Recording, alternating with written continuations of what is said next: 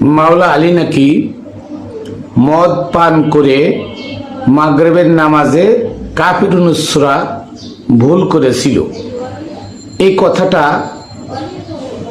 মিজানুর রহমান আজহারী ওরফে গাজাখড়ি মেজাইন্না ভিডিওর ভিতরে তার বক্তব্যের ভিতরে বলেছিল। নাউজুবিল্লাহ। আসুন, এই মদ খেয়ে নেশাগ্রস্ত হওয়া নাকি অন্য কোনো নেশাগ্রস্ত অবস্থায় কোন সালাতের কাছে যাইতে নিষেধ করেছেন আল্লাহ, আসুন আমরা এই সম্পর্কে বিস্তারিত আজকে কোরআন থেকে জানি।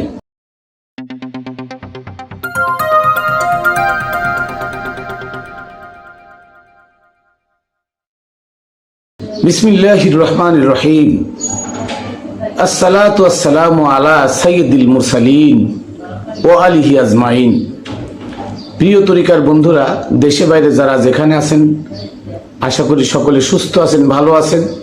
আমি Mainul Kabir, Khatune Jannat TV YouTube channel, Facebook page রামবেলের পক্ষ থেকে সকলকে জানাই শুভেচ্ছা অভিনন্দন। সর্বপ্রথম আমি আমার সালাম ও কদম বসি পাক পাঞ্জাতনের পাক দরবারে, বাবা শাহ আলী বগদাদী রহমতুল্লাহ আলাইহির পাক দরবারে, সমস্ত ওলিয়া উলিয়া গাউস কুতুবের পাক দরবারে এবং আমার মুর্শিদ হযরতে মানিক চাঁদ শাহ মাদ্দাজিল্লুহুল আলিয়া আমার দয়ালের পাক চরণে। প্রিয় বন্ধুরা, আমি আজকে আপনাদের সামনে তুলে ধরব যে জামাত ইসলামের কথিত মিথ্যাবাদী কয়েকটা প্রোডাক্টস আছে। তার মধ্যে 1 নম্বর হচ্ছে তারেক জানোয়ার, 2 নম্বরে আমির হারামজাদা, 3 নম্বরে হচ্ছে মিজানুর রহমান গাজাখড়ি। এই 3 জন সারাক্ষণ আমার নবীর নামে বদনাম, আমার নবীর স্ত্রীদের নামে বদনাম, আমার নবীর আলে বায়তের নামে বদনাম সারাক্ষণ করে যাচ্ছে, অথচ নির্দ্বিধায় করে যাচ্ছে। আবার তারা বলে তারা নাকি নবীর ওয়ারিস, তারা বলে আমরা ওয়ারাসাতুল আম্বিয়া, আম্বিয়াদের ওয়ারিস। নাউজুবিল্লাহ। এরা নবীর ওয়ারিস নয়, এরা নবীর দুশ্মন। সে আবু জাহেল, উতবা, সাইবা, ওমর, আবু বকর, উসমান, মুয়াবিয়া, ইয়াজিদ এদের বংশধর, আব্দুল্লাহ ইবনে নজদির বংশধর, ইবনে তাইমিয়ার বংশধর। এরা আশরাফ আলী থানবীর বংশধর। এরা ইসলাম কায়েম করতে আসে নাই, এরা ইসলাম ধ্বংস করতে এসেছে।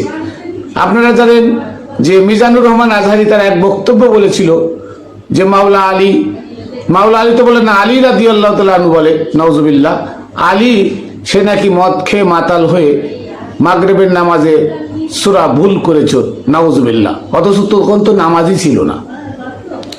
5 ওয়াক্ত নামাজ তারা ফরজ করার জন্য যেভাবে উঠে পড়ে লেগেছে, নামাজ তো ছিলই না। তাহলে মাওলা আলী মদ খেয়ে নামাজে সূরা কাফিরুন ভুল পড়লো কি করে?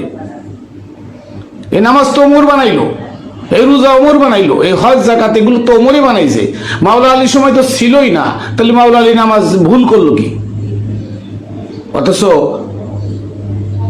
সূরা নিসার 43 নম্বর আয়াতে আমি আপনাদের সামনে পড়ি, আপনারা একটু শোনেন যে এর আয়াতটার ব্যাখ্যাটা একটু শোনেন।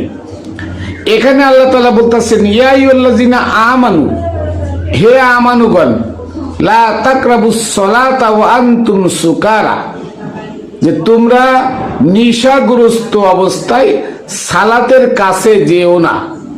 এখন এখানে মদের কথা নাই, এখানে আপিনের কথা নাই, এখানে ইয়াবার কথা নাই, এখানে গাঞ্জার কথা নাই। তাহলে কি খায় নেশাগ্রস্ত হইল? নেশা কি এটা, না আরো কোনো নেশা আছে? আর এখানে আমানুদের কথা বলছেন, নাসের কথা বলে নাই। কেন? নাসরা ক্ষতিগ্রস্ত। ওয়ালা আসরি ইন্নাল ইনসানা লাফি খুসর, সমগ্র মানব জাতি ক্ষতিগ্রস্ত। ইল্লাল্লাযিনা আমানু, শুধু আমানুরা ক্ষতিগ্রস্ত নয়। তাহলে আমানুদের সালাত কোনটা? আর সমস্ত মানুষকে এই সালাত যেখানে আছে সেখানে সমস্ত মানুষকে সালাতের ভিতরে ঢুকানো হয়েছে জোর করে, বাধ্যতামূলক করে। এখানে উসমান অনেক কথা ঢুকিয়েছে এই আয়াতের ভিতরে। এইগুলো আজকে আমি আপনাদের সামনে তুলে ধরবো যে নেশাগ্রস্ত অবস্থায় সালাতের কাছে এসো না। এর নেশা কোন নেশা? একজন আমানু যে তার নেশা কি নেশা হতে পারে?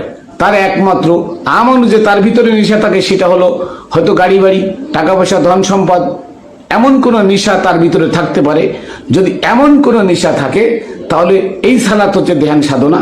ধ্যান সাধনায় সে বসতে পারবে না, কারণ তার পিছু টান থাকলে, তার যদি পিছু টান থাকে, তার মন যদি মুর্শিদের ধ্যানে বসার যদি মন তার না থাকে তাহলে সে তো বসতে পারবে না।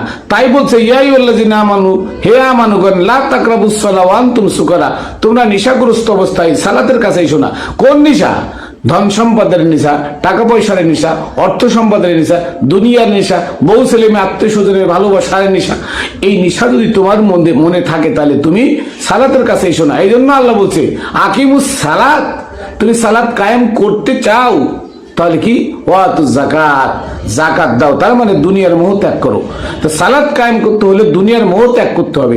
অতএব সালাত যেখানে আছে এ সালাত 5 ওয়াক্ত নামাজ নয়, কিন্তু এখানে বাধ্য করা হয়েছে 5 ওয়াক্ত নামাজের প্রমাণ দেওয়ার জন্য, যার জন্য এখানে আল্লাহ প্রদত্ত এই আয়াতটা হলো ইয়া আইয়ুহাল্লাযিনা আমানু লা তাকরাবুস সালাওয়া ওয়া আনতুম সুকারা। তারপরে কি ইন্নাল্লাহা কানা আফুওয়ান গফুরা, এটুকু হচ্ছে আয়াত। আর এর মাঝখানে ঢুকানো হয়েছে হাত্তা তা'লামু মা তাকুলুন, মানে নিশায় তোমরা আসো যে তোমরা কি বলছো তোমরা নিজেরা জানতে পারো না। তারপরে হচ্ছে ওয়ালা জুনুবান, নাফাক অবস্থায়, ইল্লা আবিদি সাবিলিন, হ্যাঁ যদি তোমরা সফরে থাকো সে কথা, মানে যদি তোমরা রাস্তায় গমন করো সে অবস্থায় নাফাক থাকলে তোমরা তো সালাতের কাছে আসবেই না। হাত্তা তাগতাসিলু, যতক্ষণ পর্যন্ত তোমরা গোসল না করবে।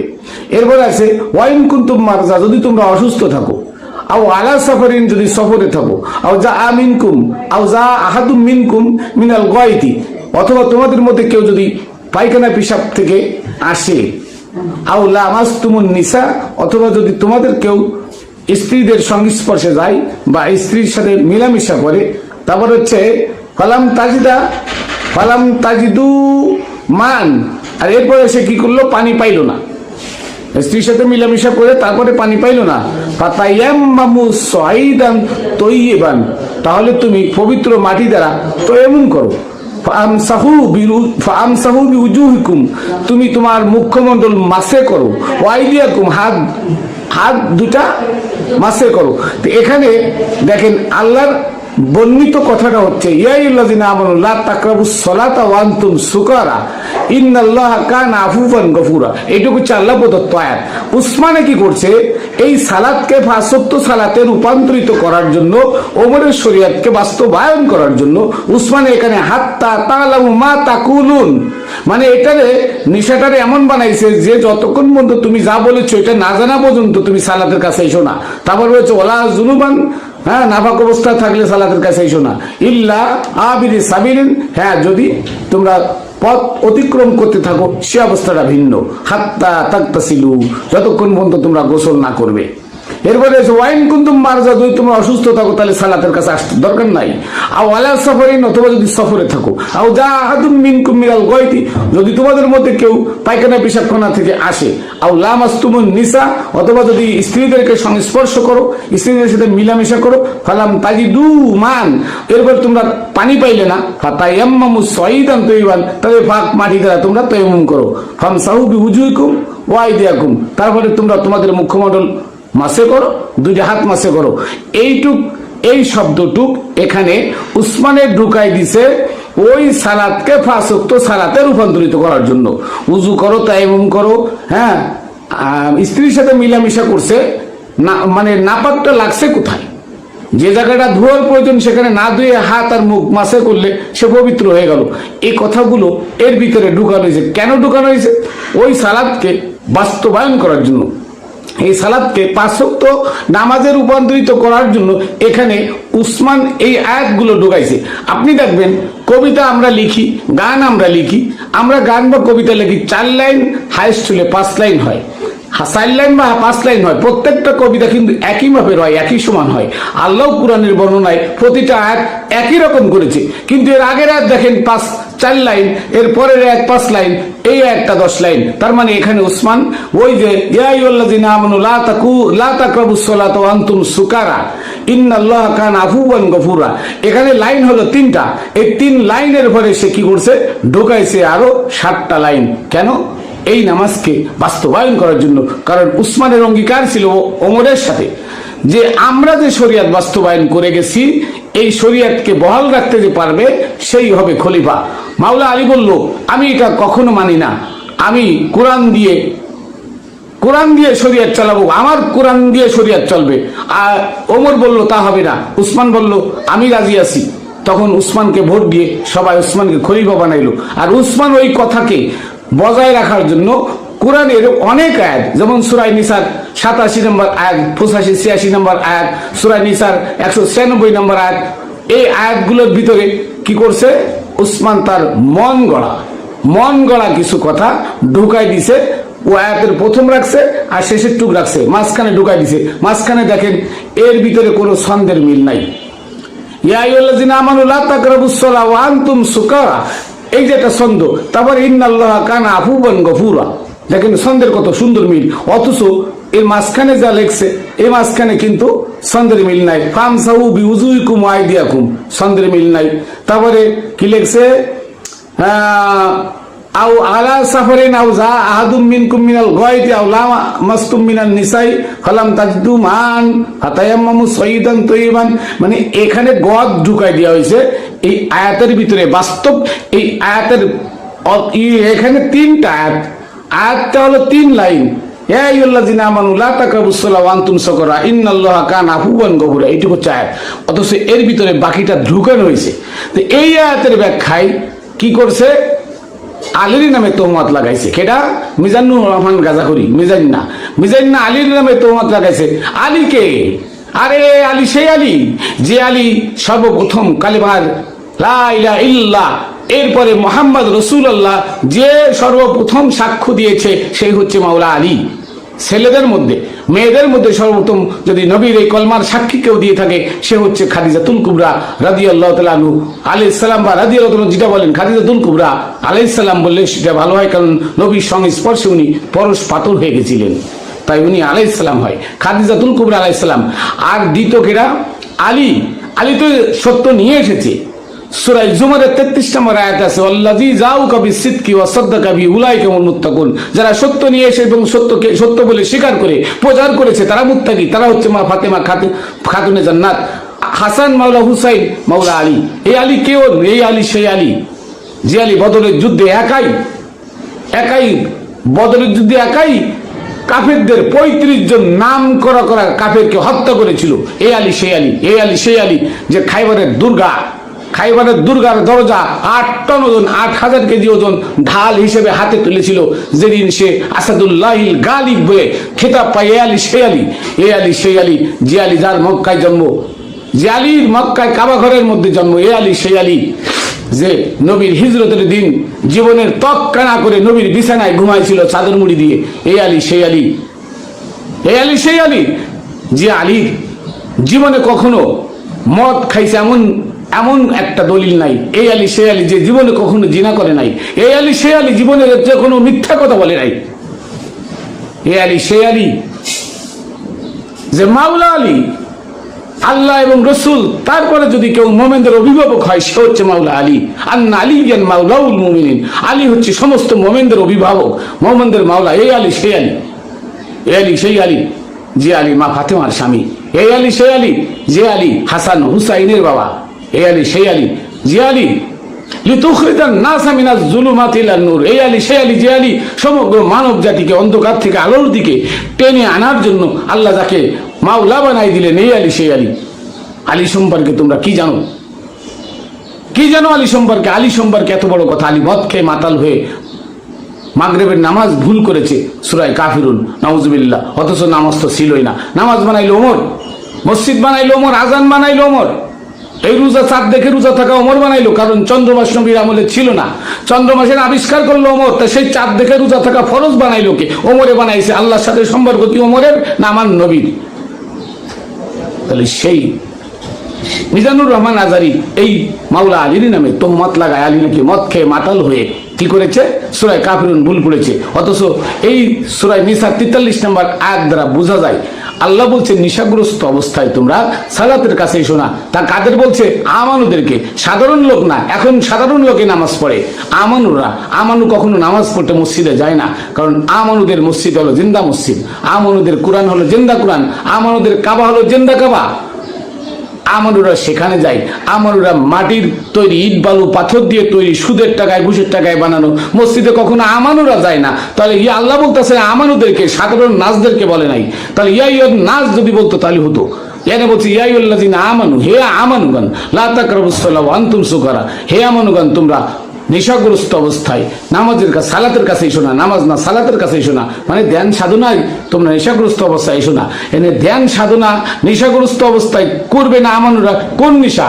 তাদের এই নেশা নয়, মদ খাওয়া নেশা নাই। আমানুরা মদ খায় না, আমানুরা মদ খায় না। এখানে নেশা বলতে ধন সম্পদের নেশা, অর্থ সম্পদের নেশা, বাড়ি গাড়ির নেশা, বউ ছেলে মেয়ে আত্মীয় স্বজন, এই নেশা, এই ধ্যান, এই টেনশন।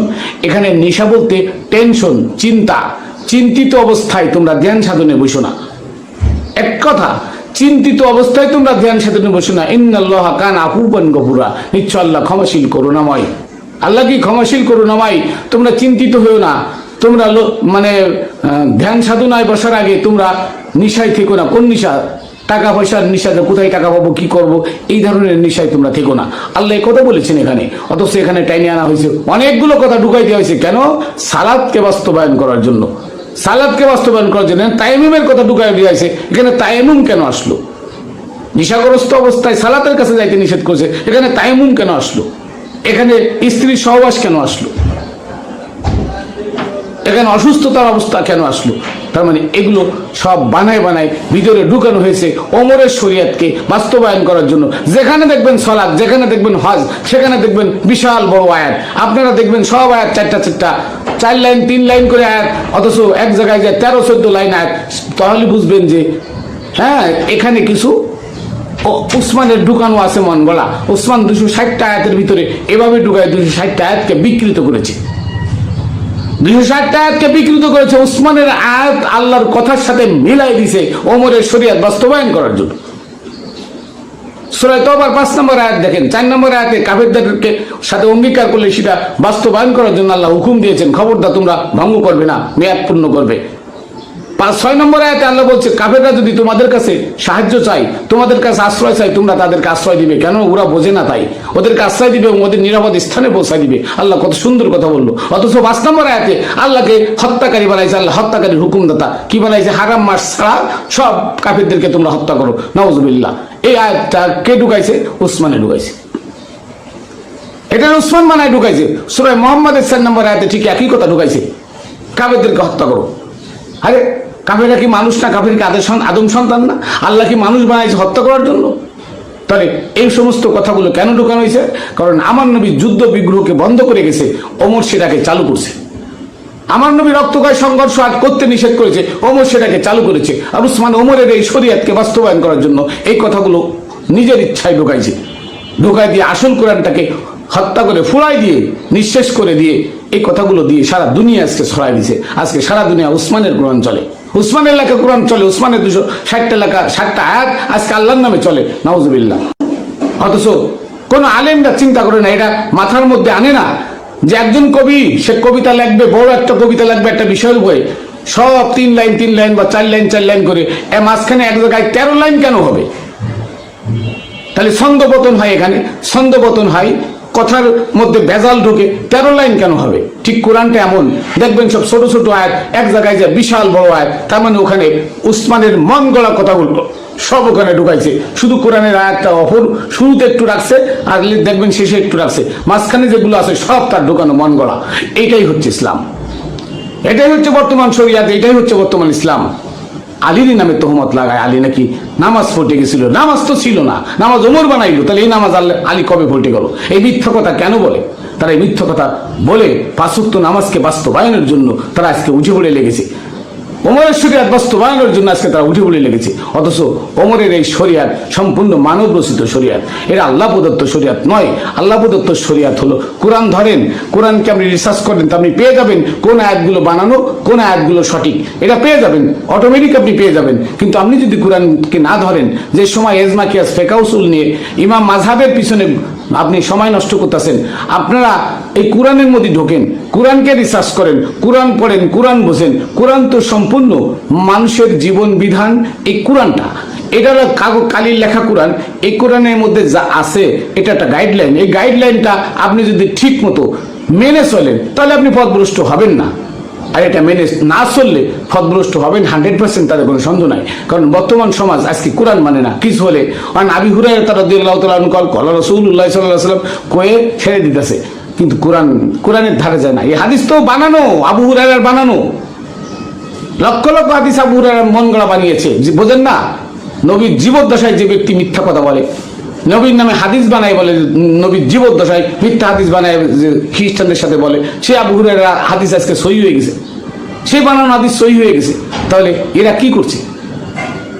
নবীর সময় রোজা ছিল না, এই রোজা নবীর সময় ছিল না। নবীর সময় যে সিয়াম ছিল সে সিয়াম আমানুর ছাড়া কেউ করে না। আত্মসংযম সেটা হচ্ছে সমস্ত খারাপ কাজ থেকে নিজেকে বিরত রাখা, এটার নাম সিয়াম। ফের না খেয়ে দুপুরবেলায় না খেয়ে থাকার নাম সিয়াম না।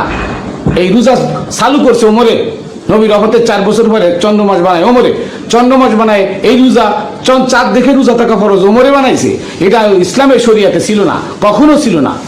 আজকে ইসলামের শরিয়াতে রোজা ফরজ, একটা না থাকলে 60টা ভাঙলে 60টা কি করতে হবে, তার বিনিময়ে থেকে দিতে হবে, এমন কথা কোরআনের কোথাও নাই।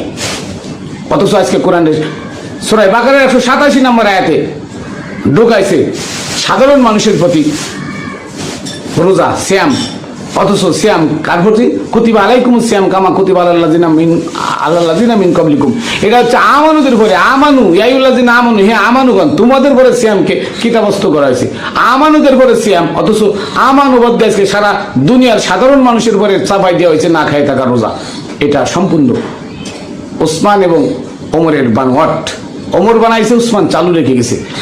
কোরআনের মধ্যে উসমানের মন গড়া কিছু ঢুকিয়ে কোরআনটাকে বিভ্রান্তির মধ্যে ফেলে রেখে গেছে, যাতে কোরআন পড়ে ওমরের শরিয়াত বাস্তবায়নের জন্য মানুষের খুন খারাপি হয়। তা আসুন আমরা কোরআনকে আঁকড়ে ধরি, কোরআনে আমাদের পথ পাথিও, কোরআন আমাদের সুপথ দেখাবে। তো আমি আমার সংক্ষিপ্ত কথা এখানে শেষ করছি।